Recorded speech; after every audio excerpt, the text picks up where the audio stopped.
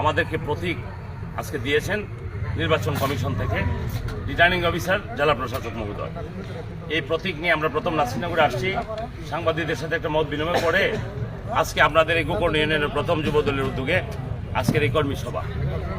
আমরা দেখেন এখানে ঐক্যবদ্ধ বিএনপি, নাসিরনগর উপজেলাতে উপজেলা বিএনপির সভাপতি, সাধারণ সম্পাদক, আমি সাংগঠনিক সহ সমস্ত নেতৃবৃন্দ আছে ঐক্যবদ্ধ। ছাত্রদল, যুবদল, অঙ্গ সংগঠন সকলেই একটি কথা যে নাসিরনগরে এবার বিএনপিকে আমরা এমপি বানাতে হবে, তাই না?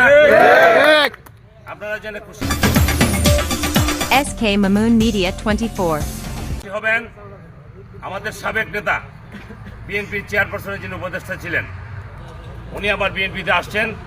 ওনাকে কেন্দ্র থেকে নির্দেশ দিয়েছেন, উনিও আমাদের সাথে একাত্মতা ঘোষণা করেছেন, আমাদের প্রার্থীর সাথে কথা বলেছেন, আমরার সাথে কথা বলতেছেন, ওনার যে সকল স্থানীয় নেতৃবৃন্দের সাথে কথা বলতেছেন।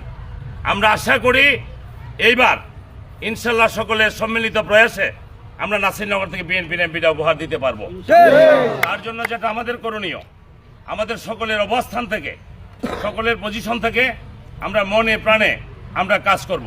এই 12ই ফেব্রুয়ারি পর্যন্ত যদি আমরা মনে প্রাণে কাজ করি, ইনশাল্লাহ কোনো ধরনের ষড়যন্ত্র আমাদেরকে প্রতিহত করতে পারবে না। আপনারা প্রত্যেকে পাড়ায়, মহল্লায়, গ্রামে, সমাজে, ওয়ার্ডে, ইউনিয়নে প্রত্যেকে বিএনপির নেতৃত্বে, অঙ্গ সংগঠনের নেতৃত্বে কাজকর্ম চালিয়ে করে তুলুন। বিজয় আমাদের ইনশাল্লাহ হবে। আমাদের এমপি আমরা নাসিরনগর থেকে পাবো, তারেক রহমান দেশের প্রধানমন্ত্রী হবে, এই আশাবাদ ব্যক্ত করে সকলকে ধন্যবাদ জানিয়ে আমি আমার বক্তব্য শেষ করছি। খোদা হাফেজ। বাংলাদেশ জিন্দাবাদ, বাংলাদেশ জাতীয়তাবাদী দল বিএনপি জিন্দাবাদ।